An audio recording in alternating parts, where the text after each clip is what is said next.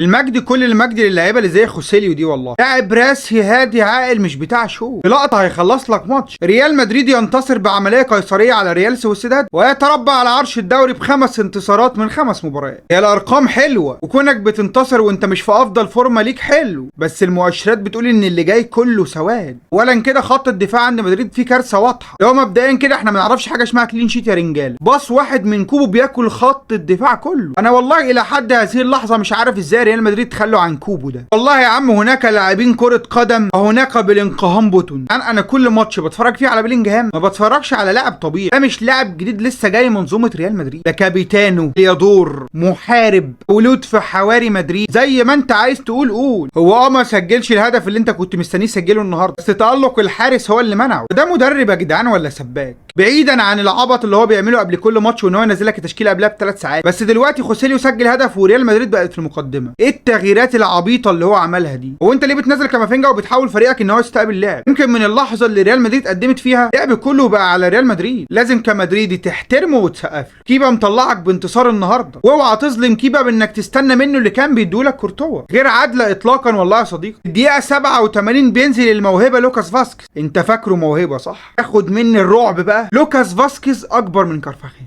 32 سنه لفاسكيز 31 سنه لكارفاخال. كله يا كينج لو انت اول مره تتفرج علينا، عايزين نوصل لل 500,000.